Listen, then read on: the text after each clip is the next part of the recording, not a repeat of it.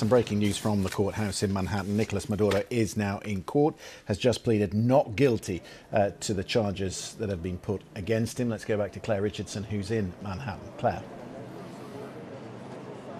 Christian, that's very much the timeline we would have expected. This arraignment hearing having started about 17 minutes ago, and these typically being fairly short affairs. Rights will be read, charges will be read, and then, as you say, the plea entered in this case, not guilty for Nicolas Maduro.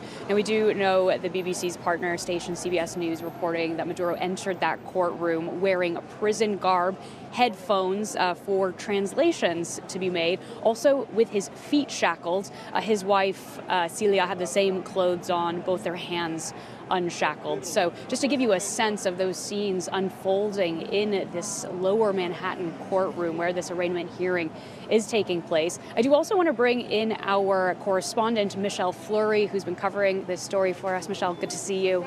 Tell us a little bit about the judge who's presiding over this case, Judge Alvin Hellerstein. Quite an interesting character. Yeah, I mean, he has been he's, as you point out, 92 years old. He's been sort of working on the bench here for several decades now. He has plenty of experience of sensitive cases. If you think back to sort of some of those that have taken place in this building, handling compensation for victims related to 9/11. He was also the judge presiding over the case of the film producer Harvey Weinstein. So he's used to high-profile cases. Another thing particularly relevant here is that over the summer he was the judge who heard the guilty plea from a senior Venezuelan intelligence official who pled guilty.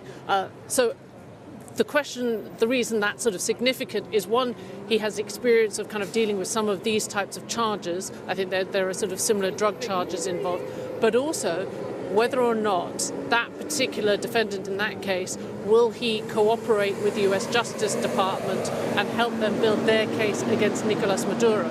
So this is a judge who's kind of familiar with some of the questions around this, and there will be lots. But obviously we've never seen anything quite like this, at least not for many decades, involving obviously the leader of a head of state appearing in federal court facing criminal charges. And I think that speaks to sort of some of the kind of febrile atmosphere we're seeing outside the courthouse right now.